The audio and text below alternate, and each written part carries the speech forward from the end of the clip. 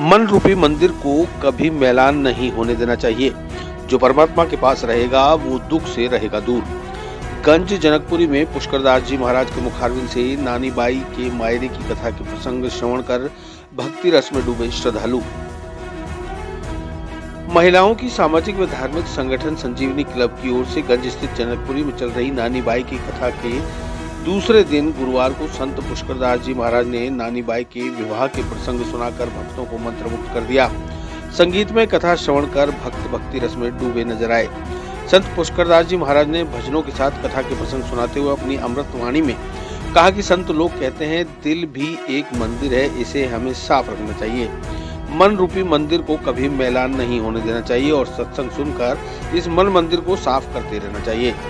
महाराज जी ने कहा कि संसार की सेवा करो पर दिल में प्रभु को बिठाओ। सब लोग सांसारिक मोह में फंसे हुए हैं।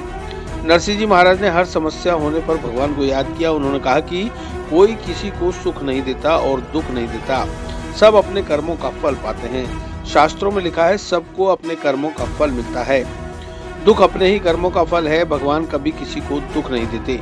जो परमात्मा के पास रहेगा वो दुख से दूर रहेगा। जिसके जीवन में भजन होगा उसके जीवन से दुख टकरा कर वापस लौट जाएगा और दुख का प्रभाव कम हो जाएगा। महाराज जी ने कहा कि नरसिंह जी महाराज के जीवन में कभी दुख असर नहीं करता, क्योंकि उनके जीवन में भजन कीर्तन का सदैव वास रहता है। नरसिंह जी के जीवन में परमात्मा का साथ था, इसलिए उनके जीवन से दुख दूर रहता था। इसलिए नरसिंह जी महाराज की कथा का भी श्रवण करना चाहिए। महाराज जी ने कहा कि सत्संग करना और कराना जीवन में सबसे बड़ा पुण्य और श्रेष्ठ कार्य है। महाराज जी ने दिल में तुझे बिठाकर कर लूंगी आंखें बंद, पूजा करूंगी तेरी, होके रहूंगी तेरी भजन सुनाकर सबको भक्ति रस में सराबोर कर दिया।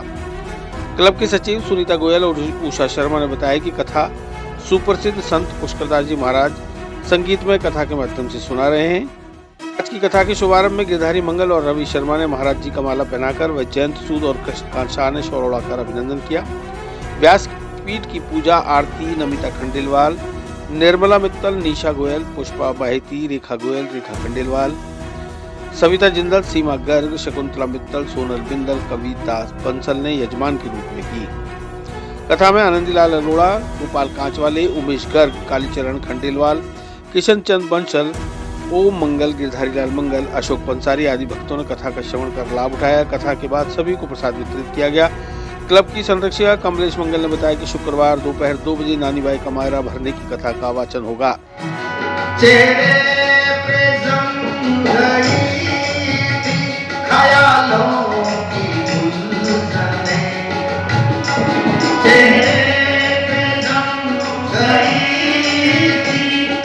नहीं होते, ये भागवत कौन देता, ये रामायण कौन देता?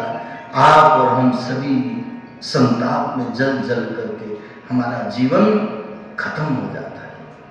संत न होते जगत में तो जल जातो संसार।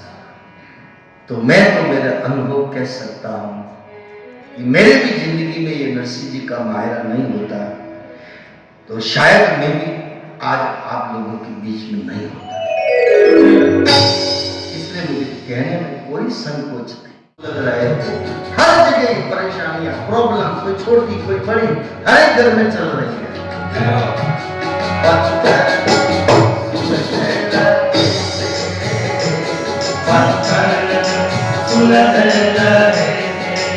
कहीं ठंडक नहीं थी, कोई लक्ष्य पान था,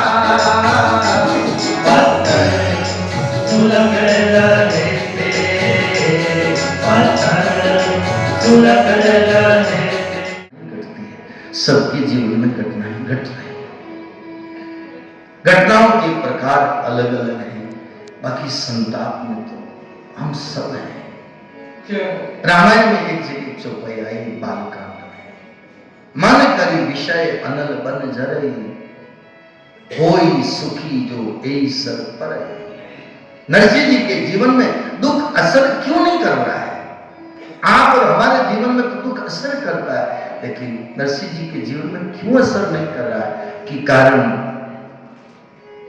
उनके जीवन में परमात्मा का नाम सर्वश्रेष्ठ है। जीवन में अगर मुझे स्टैंड किया है, खड़ा किया है, तो इस नरसिंह जी के मायरे ने किया है। आप लोगों को इसका अनुभव कितना हो आप जानो।